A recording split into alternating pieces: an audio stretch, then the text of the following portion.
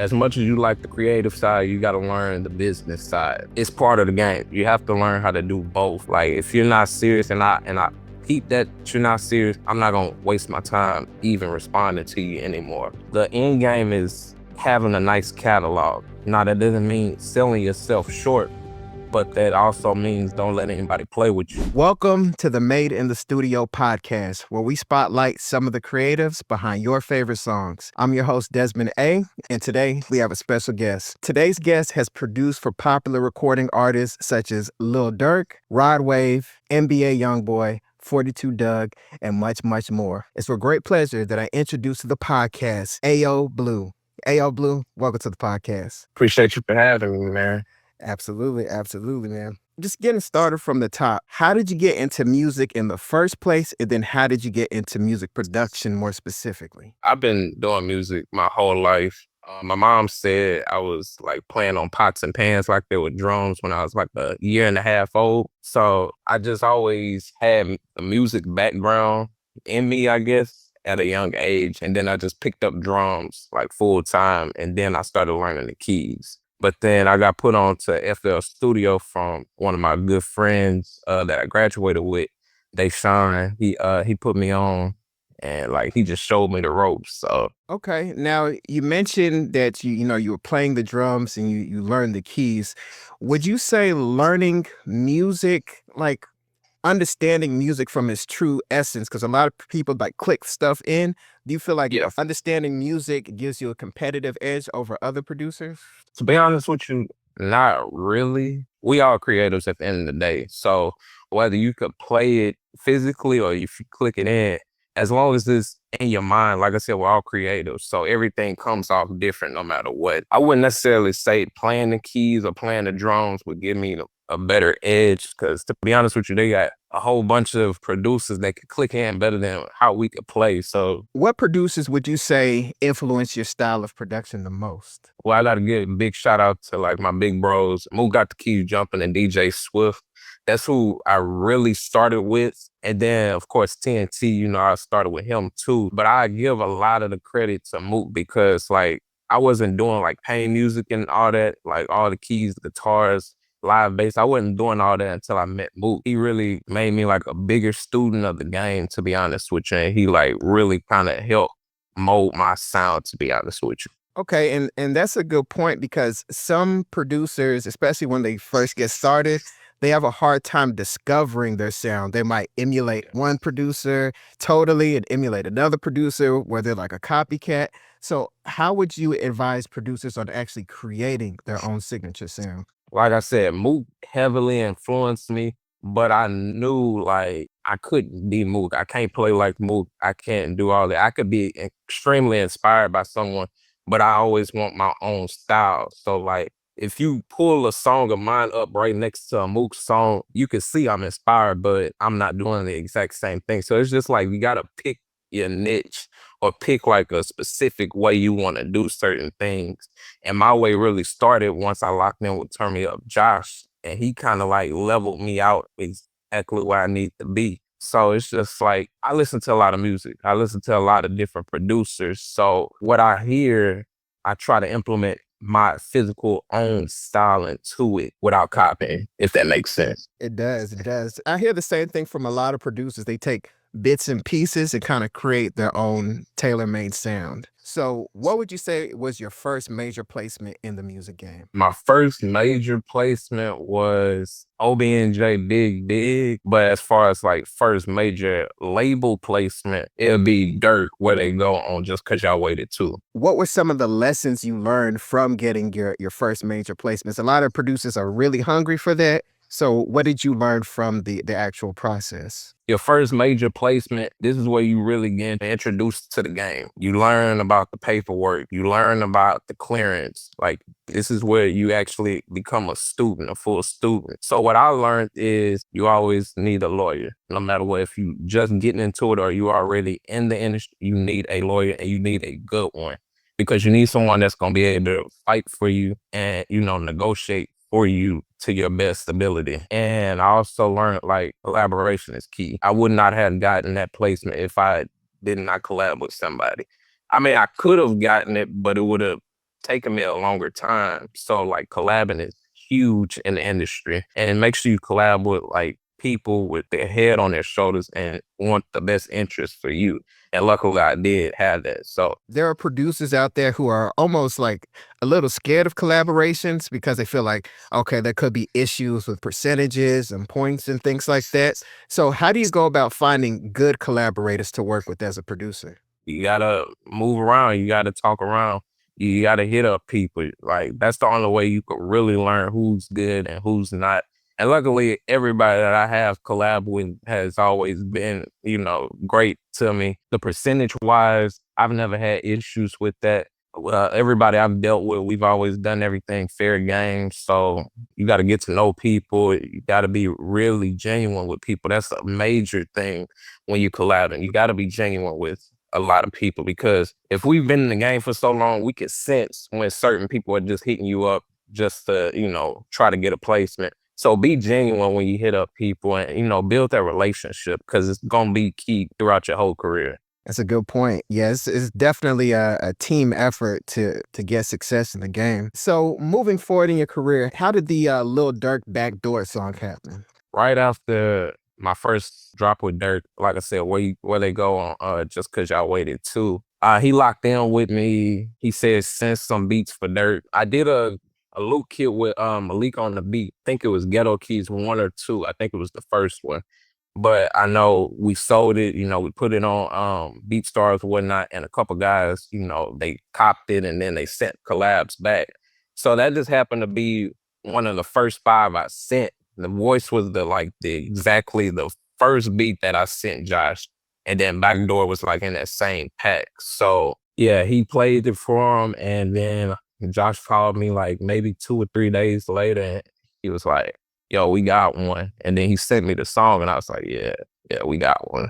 That was definitely probably a great feeling, man. A lot of producers definitely want to experience something like that.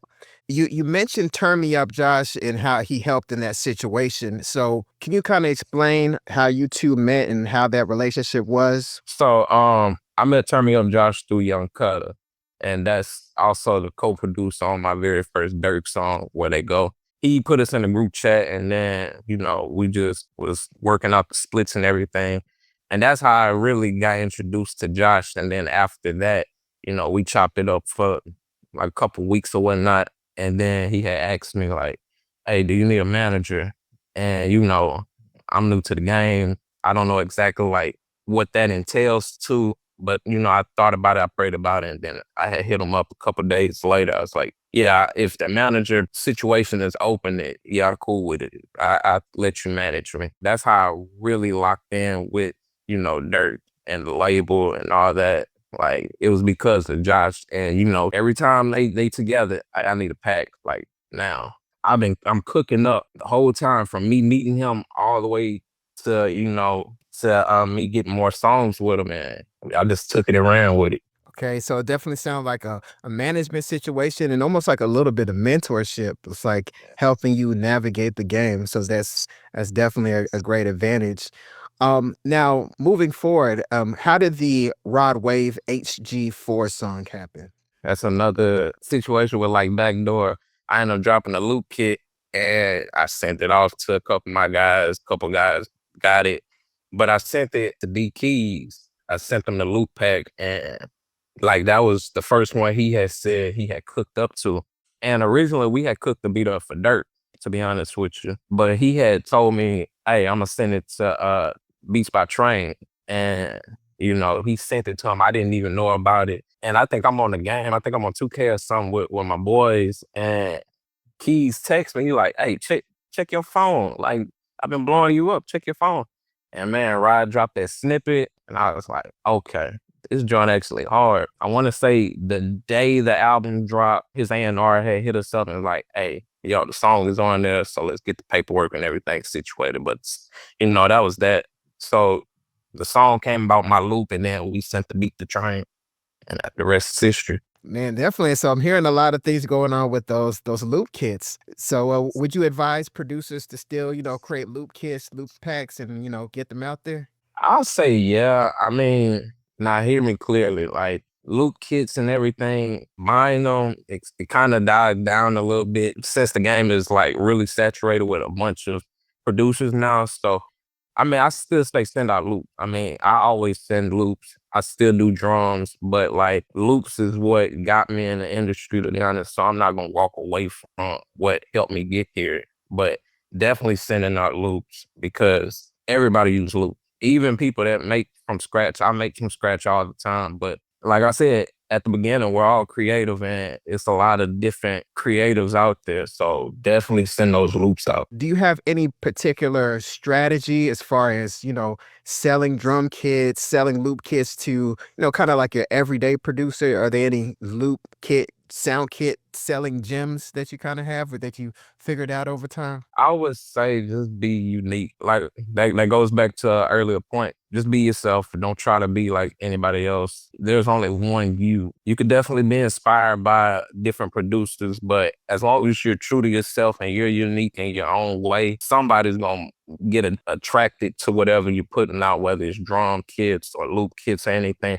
Just be unique, be creative in your own way, and then, it'll find you. That I guess that's the biggest gem that I could give you. Yeah, that definitely makes sense because sometimes I see people online complaining like everybody has the same sound in loop pack. So standing out by being yourself, definitely a good gem. Moving forward, your NBA YoungBoy I Want song. How did that happen?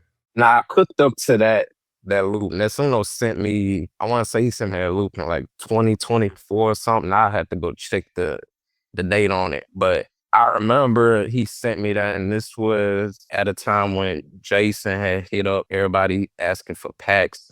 I forgot exactly why, but I know he was with him for like a week. So everybody in the mode cooking up for YB. I think I was on like my third or fourth consecutive day cooking up to it. And I remember that loop specifically because it was just smooth and it was a vibe. So I was like, yeah. So I sent it to Jason, but he didn't get placed that day. So Nessuno had texted my phone. He sent me some new loops and whatnot. And I'm going through his packs. So I'm like, man, I don't know if I ever sent you certain lab specs, so let me send them back to you. And that beat 2 years old, I sent it back to him and he sent it to Block. And that's how we got it placed. It was an older beat, but it was this time for it to come out. Sometimes producers will make a lot of beats and they can't get it sold or they can't get a place. They feel like, oh, whatever. But then you never know. The beat you make today is going to be new to somebody else a couple years from now. Facts. So you got to keep picking up. So all the producers out there, please remember that gem. Moving forward, you have your new 42 Dugg going through it. How exactly did that one happen? Back to an earlier point, me and Malik had did another kit. I think I sent it to Taj. Even one of us sent it to him. And I want to say that was like 2022 when we did that pack. I think, if I'm not mistaken, the snippet had dropped either a couple days before Valentine's Day or whatnot. So that was in like 2022. And I think he had got locked up. The plan was to drop it as a single, but that didn't happen. So then we get hit up a couple months ago and they're like, hey, we ready to drop the song. So it's a 3-year-old song, but artists hold on to the songs, and when it's time for it to drop, it's time for it to drop. So that's how that came. We sent it to Taj. Taj got it placed with 25 Riches, which is his manager. And then, yeah, rest is history. So what I'm hearing so far is like playing the long game because you never know what might pop up later. So a lot of producers out there, they like cooking up beats, they like making Instagram posts, but they don't even really think about the business side as far as publishing and everything like that. So how important would you say that is for producers to actually sit down and learn? You got to learn this side.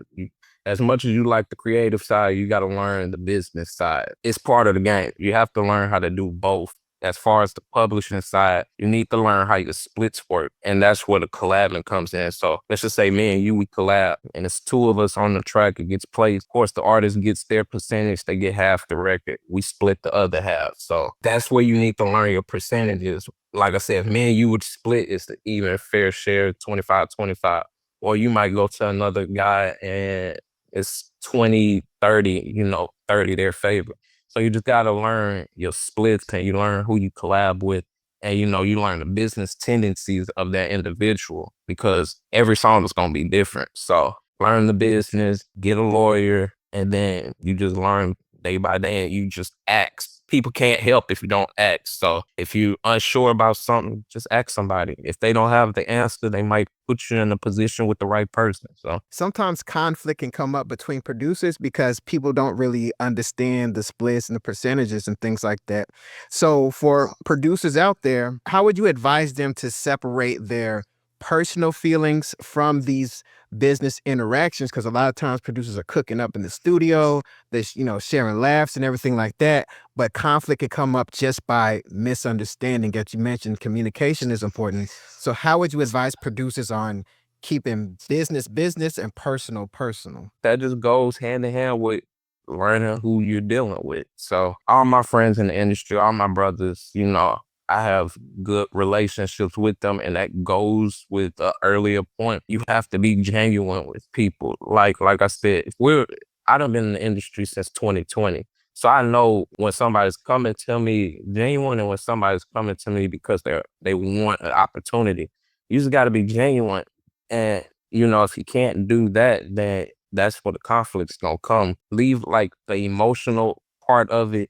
You kind of gotta have like a tough chin because you got good and bad people in the industry, no matter what. So the end game is having a nice catalog. Now that doesn't mean selling yourself short, but that also means don't let anybody play with you. So you gotta have a tough chin with certain situations. Business is business at the end of the day. And we buddies, after, we do what we gotta do. But just as long as you're genuine with people and y'all have that good relationship, you shouldn't have an issue. What's one mistake you hear new producers making when you listen to their beats? Sound selection.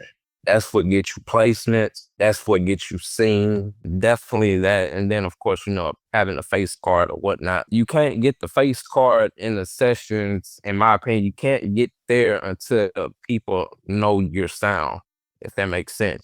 So that goes back to an earlier point, sound selection and being unique in your own way. That's what, gets you seen, to be honest with you, because I could walk in a session right now with a good face card, but if I'm not known outside of just my face, it's like difficult.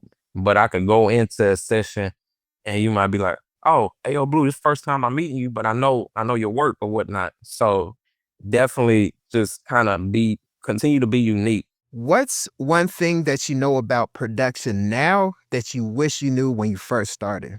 I guess I say the collabing part because I was doing a lot of my stuff solo, and I'm pretty sure we all were. Like everybody who got in the game, we started solo.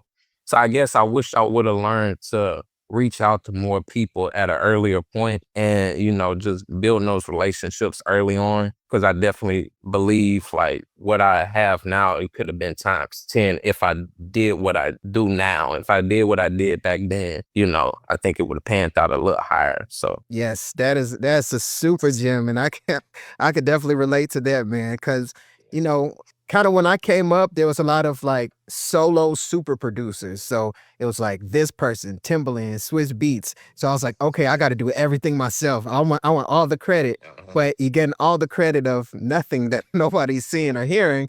When you collab, and I started collabing as well, things just started taking. So man, definitely some good information there. How do you deal with beat block, or do you even get beat block these days still? I get beat blocked all the time. Like I'm kind of in that period right now. So I guess the biggest gem would be take a break. There ain't nothing wrong with taking a break. Your mind can't create it if it doesn't want to.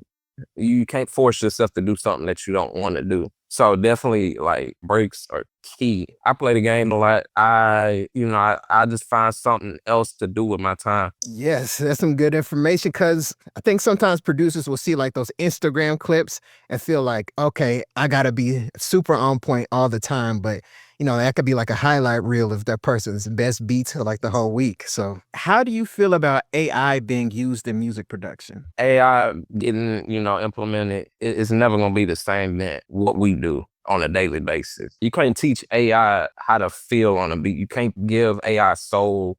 You can't give it a human's touch. Like you can't, in my opinion. So I guess I'm not really worried about but it could work for somebody else. I just would have to deal with it or I would have to see it. So I guess it'll be different for each and every one of us. I don't see an issue with it, not yet, but I just know it's not gonna do what I physically can. So what do you think about producers who are using like the creating like AI loops and then chopping it up and making beats? Do you feel a kind of way about it, or is it like, whatever? If it helps you be creative, I guess it'll work. But my only issue would be don't rely on it so much. Let's just say you generate a AI piano. Don't try to generate a whole loop because it's not yours at the end of the day.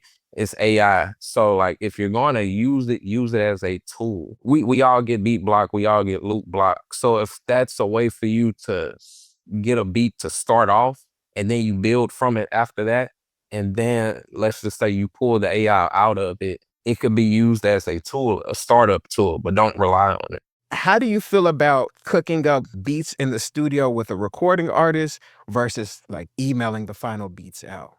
Most of my career has just been sending through the email or whatnot. But I have, dealt with artists in person. Just be prepared. It's a long time. Like once you're in that zone with an artist, you're gonna be in there for a while. You just kind of got to let the ideas flow. They might not mess with it at the beginning, but everybody's attention span is different. You kind of gotta move quick, but you still also have to take your time because a hit could be made in that studio session with that artist, like right then and there. Y'all might only get one song done. Y'all might get 6 songs done. So it's just like you kind of gotta know exactly like the mode that you're going to be in, like, and then you just gotta lock in. But like I said, there's nothing wrong with cooking up in the studio with the artist or sending. Like at the end of the day, the artist needs beats. So whether you gotta cook it up right then and there or you just gotta send through the email, it's whatever the artist is feeling at that moment. Kind of piggybacking off of that, do you feel like producers still need to move to bigger cities to grow as producers, or do you think that they can pretty much do it with social media and the internet? You could still move if that's what you actually want to do.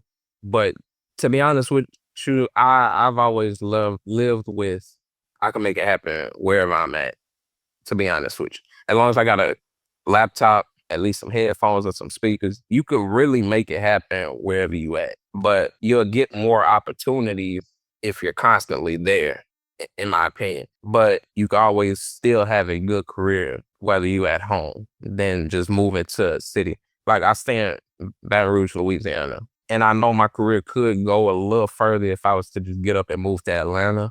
But I think I made a pretty good career for myself still being in my hometown.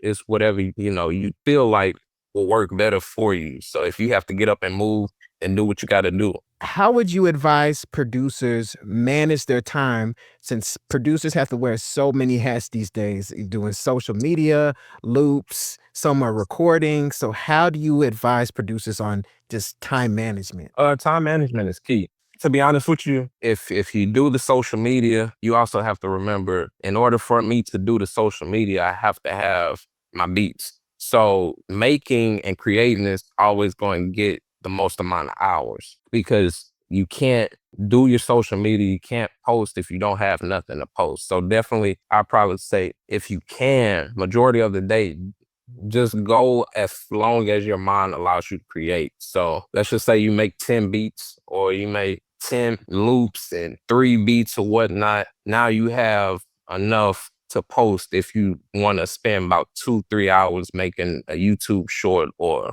if you go live for maybe like 2 or 3 hours, you're creating and you're using that time, to the best of your abilities. So definitely, I say creating is gonna get the most of your time, and then everything else will kind of just like line itself up. So if I have to spend 10 hours cooking up, 2 hours making a video for TikTok or whatnot, and then put a little break time in there, and then you kind of just repeat the cycle, then that should work for you. Definitely. So yeah, so it sounds like, prioritizing what's important and just kind of balancing things based off of priorities. That's what Yeah. I'm pretty much hearing.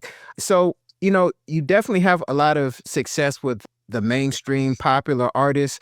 What's been your experience with like independent artists? Well, I'm getting into it with independent artists right now. Since I really started off in the industry, now I'm starting to deal with a lot of independent artists now. One thing as a producer, you have to know whether you've been in the industry or you haven't. An independent artist has a different budget than a signed artist, a major label artist. They have completely different budgets. So don't think you're going to charge an independent artist 10 bands for a beat. Not saying they don't have it, but they don't have that budget to just spend 10 grand for a beat, and they still have to spend money on promotion, videography, all the outfits and whatnot for the videos or whatnot. So just know that like major label artists have completely different budget than independent artists. But as long as the business is good, you'll do fine. How do you separate the independent artists who are serious and actually have a budget versus the independent ones who just say, "Oh, that's Ayo Bleu. He's worked with these people. Maybe I can kind of, finesse him and talk him down to next to nothing." So how do you separate the serious business indie artists and the indie artists who are just kind of kicking tires and wasting time? It goes to knowing your worth. I kind of separate them, and I know how to separate them now. I send samples. I still send samples. You never send no artist except for a major label artist, but you unless you have a good relationship with the independent artist and you know that person, then you can send the full song. But I send samples because like 30-second samples because it's not the full beat. So I know you can't do nothing with it if you don't have the full beat. I don't send full beats without a deposit. And that just shows me that you're serious. Like if you're not serious and I peep that you're not serious, I'm not gonna waste my time even responding to you anymore. So I do deposits for independent artists for you to get these beats. Or I gotta send you 3 beats with 30-second samples, and then you send me, you say, I want this one, you pay for it, we good. But most of the time I do deposits. Okay, yeah, that's definitely a powerful move. A lot of independent artists are going to be like, the fact that you're doing that is really going to make them take you more serious because some independent artists just want to talk and talk and talk. But if you get straight down to business, like, hey, this is how we got to do it, then that's definitely a good way to separate yourself. You've been in the game for a minute now. So what's one thing about the music game that's happening now that has you shaking your head? Some loop makers, they have like 4 guys on the loop. And look, there's nothing wrong with it. You collab how you collab, but that's just a lot of people on one loop that has maybe like 5 sounds. And I understand everybody can contribute something different, but it should not have taken 4 people to use that. And then like now you gotta play like what if I had to send this beat to somebody else and the percentages start going crazy. So it's just like why? Like sometimes I'm like, why? Why is there so many people on this? But I mean, to each his own, man. What's been your secret to longevity? Because there's some producers who come in and then they just disappear. They come in, they disappear. So how are you able to maintain your consistency and longevity in the game? It goes to an earlier point. I never walked away from making loops. Like loops is what really got me in, and I continue to do it. So I might not push out as many loops as I used to at the beginning, but you still gonna hear some of my loops. You still gonna get them. That goes with the quality too. So like now I might have less quantity, but I have better quality than what I had it when I first started. So and then, I'm just having good relationships with A&Rs, other producers too. So like still reaching out to them. Hey, who you working with? Who you need beats for? Who you need loops for?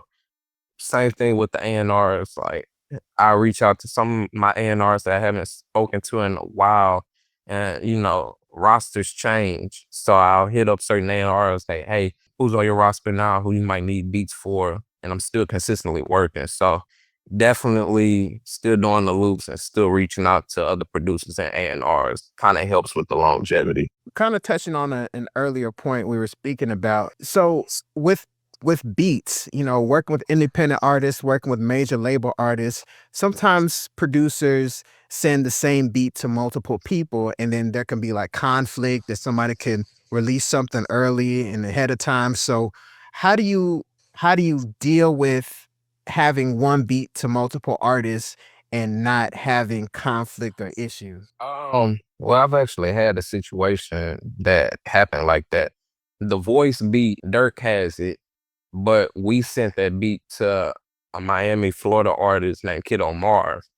He had the beat first, but Dirk did the bigger numbers, and I had a good relationship with Kiddo Marv still. I guess we just worked out something like a little situation. He never had an issue with it. He still was gonna keep his song up. Dirk dropped his. He had a bigger song to it. Now you might walk across a different artist that might have an issue with it, and I've always lived with it's whoever gets on the song first and then whoever drops it. So if I sent a beat to, let's just say Young and Ace 2 years ago, and I send the same beat to Lil Papa 2 weeks later or whatnot, and Papa drops the song, it's Papa's song. If you took that long to drop it, and I get it, some artists hold songs for, different time periods, but it's whoever drops the songs first. I don't like to hold on to beats. Being that you've collabed with a lot of different producers and artists, what's one common trait that you see amongst producers and artists that if you see it, you know this person's going to stick around, and if you don't see it, you know this person's just going to disappear, like they're messing up. So what's that one thing that you see in either producers or artists? I guess one trait I'll go with is like the consistency. That goes with the relationship too. So like, well, I have a lot of producers that hit me up, yo, I'm trying to send loops. What's your loop email? This, that, and the third. So like now I know exactly like what you're coming for. But then I have other producers that might hit me up and be like, yo, I like the work, man. You're a big inspiration. I appreciate the game that you have put us on to. I can see that as being more genuine than, yo, what's your loop email? So, like, that's one trait I would say, like, that goes with the genuine trait that I'm always constantly talking about. That goes a long way in the industry. So that shows me that down the line, if something goes wrong with me, if I'm out of commission, if I'm sick, you might hit me up to check in versus the next person that's still gonna probably hit you up like, hey, can I still send you loops? So Yeah, so it sounds like, just being genuine, being a sincere, consistent person, it's like it's going across the board, it's hitting on so many different points. What's one of the biggest myths about making it as a music producer that beginning producers tend to believe? if you're getting into the game to be famous, good luck. It's a lot of producers. It's a lot of producers in the game now. So if you're trying to get into the game to be famous and you want all the expensive things, good luck. Like sincerely, like good luck, because it takes a lot to get to an entry level position in the game. It takes a lot to get there, and then it takes years and a bunch of time to get to the highest point, like Southside or Wheezy or whatnot. I still think I'm at an entry level, even though I have songs with bigger artists, but it takes a lot to get there. And like I've been only been in here for 6 years, and I know they've been in for 15 plus years. So it just takes a lot. So if you're getting into it, music production or music in general, make sure you're getting into it for the right reason. I got into it because I've always loved music. I've been doing music for so long. So I got into it for the love of my music. Not once did I get into it, oh yeah, I want these placements. I want all the money. I want a big pub deal. I want this, that, and the third. No, because it'll take me longer to get there if I'm not just doing it for the right reason, which is for the love of the music. And then I'm going to put out better quality than to just come in here and think I'm chasing placements. Then I'm going to put out piss poor quality. Having that passion for music, it to me, I feel like I can kind of tell when I listen to somebody's music. When I listen to your music, I hear a lot of musicality. I hear somebody who listens to a broad range of music, and I hear somebody who probably listens to music critically, like you're listening to the layers of the music, and I could definitely hear the passion in your actual production. So we definitely appreciate that, man. What's one thing you think needs to be done in the music production game to help it move forward? I wish a lot of us would like really get along with each other, to be honest with you. Issues are going to happen no matter what. No matter what you do in life, issues are going to happen. certain beefs and like situation, man, that's not needed. Like we all after the same goal. Everybody want a song, and it's a lot of work out here for everybody. I just wish, a lot of us would get along with each other. I think that'll help us move forward as one because, like I said, we're all after the same goal. Everybody wants songs. Everybody wants certain accolades and whatnot. Do it together. Kind of speaking about that, sometimes, especially like newer producers, younger producers, they might see somebody post a snippet, they might see somebody say something and feel like they're being like underhanded and passive aggressively sending like shots and things like that. So how do you advise like younger producers not crash out on social media? How can they maintain like patience and not take everything personally? Man, if you don't know them people, leave them people alone. That's why I'm gonna say, like, don't involve yourself in something that you don't need to be involved in. You don't know what the situation is between two other producers. Or I guess I'd say don't take everything so literal. You just kind of got to vibe. It's a bunch of people that troll. Like that's gonna always happen. That's part of it.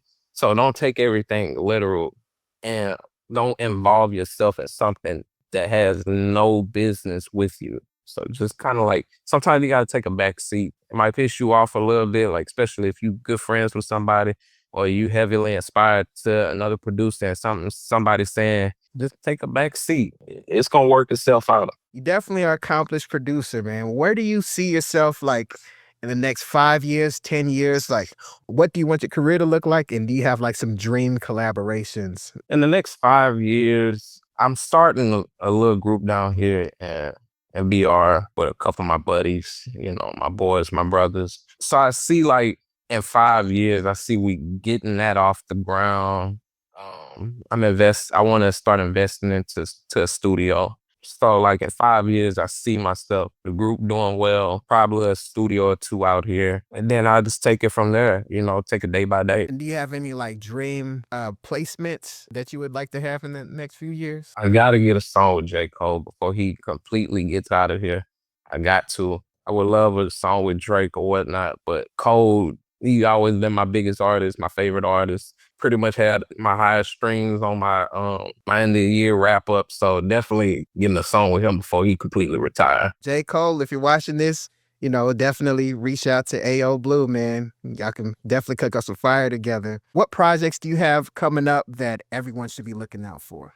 Well, I don't have really nothing that's specific at the moment. I'm just working on any and everything, but definitely, just watch out for Durk case, man. So keep your eyes on that because whatever the outcome might be, another project is gonna happen at some point. So definitely just keep your eyes on that. Definitely. And where can people reach you online? Instagram, that's the main place to get me. I have a TikTok and Twitter. Everything is I am Ayo Bleu. Perfect. And also, ladies and gentlemen, if you're listening to the playback on whatever platform you're listening to, Spotify, YouTube, everything, I'm going to have a link to all of Ayo Bleu stuff. So you can click on that, follow him, check out his kids, definitely cop some, put it in your repertoire. This is a very talented music producer, guys. So make sure you check his stuff out. Any last words for the producer community before we sign off? I'll say continue to be true to yourself. Just be a better version of yourself every day. Continue to be a student to the game and make sure you're in music for the love of music. All that'll get returned back to you. So that's my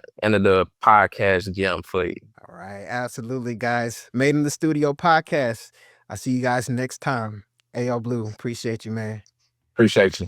All right, man. Peace.